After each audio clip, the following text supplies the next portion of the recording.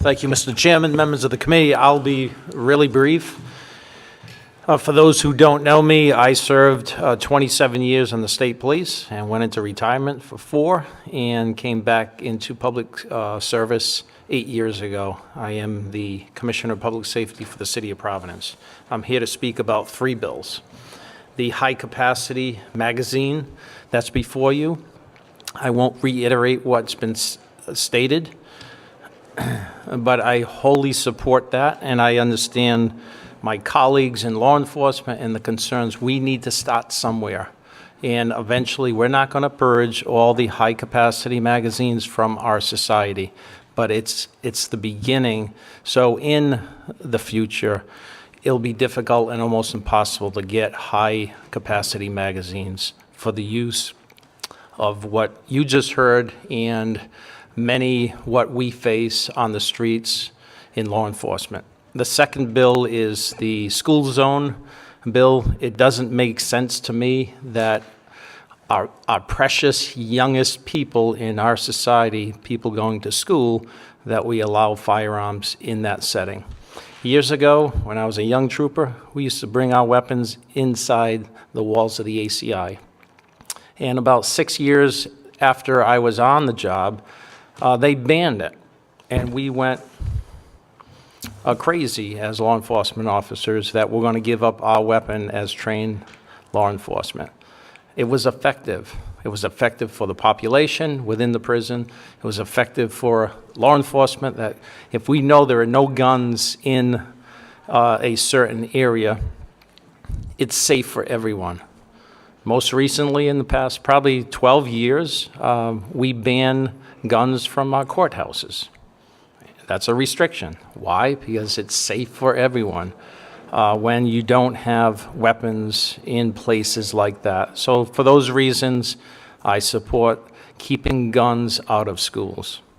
And the third bill that I'll speak about is the assault weapons bill that have no place in our civilized society, and having what you just heard in so many other places around this world, and people having access to those assault weapons and doing destruction like we've seen and heard and will continue to hear.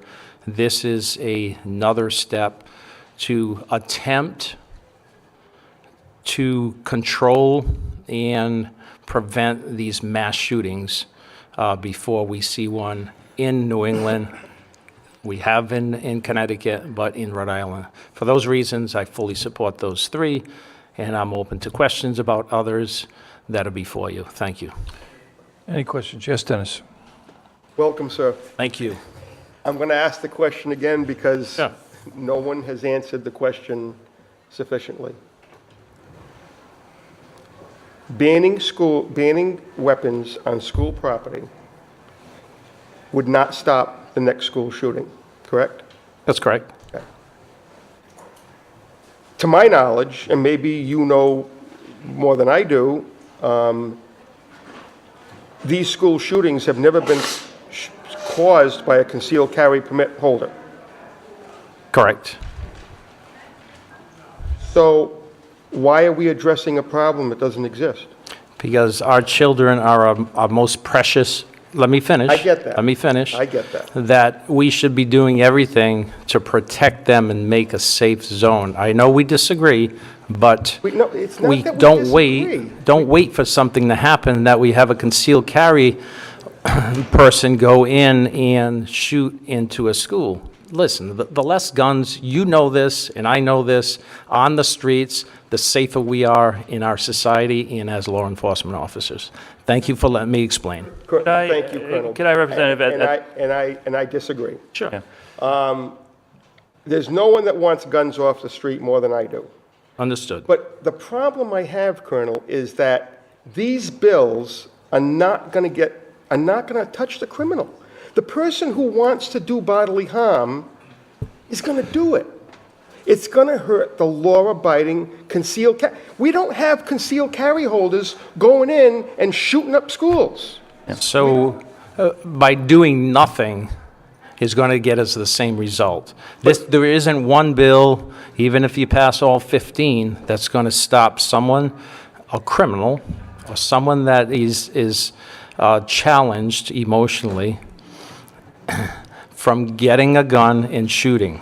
That's not what, I'm proposing, and I think that's what we all agree. But these bills help in public safety in a lot of ways. Could I just, So we sit here and we talk about children's safety. I get it. I worked in the schools. I know about guns. I've done a lot of shooting on the range, been a cop for 30 years. These bills have not passed my muster as to how they're going to stop the next school shooting. And I don't buy the fact that we just got to pass these laws so we can just do something, because it's not going to stop. A person who's deranged and has a mental problem is going to get a hold of a gun, and they're going to go into the school. If we had a problem with concealed carry permit holders shooting up the school, Colonel, I'd be the first one there to stand behind this bill. But it hasn't been the issue. That's like saying, don't drive your car on a Friday night because you might get hit by a drunk driver. No, I don't agree with that analogy. What I'm saying is keeping guns out of schools makes it safer. That premise in it of itself, I understand the issue about the right to carry and the Second Amendment. And keeping guns off the streets, as much as we can, affect that. Keeping guns out of buildings, this building and others, keeping guns out of schools, make it safer for everyone that's in those schools. And I would agree with you. I would agree with you, Colonel, if there was a problem with the law-abiding concealed carry holder. It's not the problem. And that's that's the question that I haven't heard answered to my satisfaction. No, and it's just, I don't if you- understand why we're doing this. If you believe in the premise, don't wait for the problem.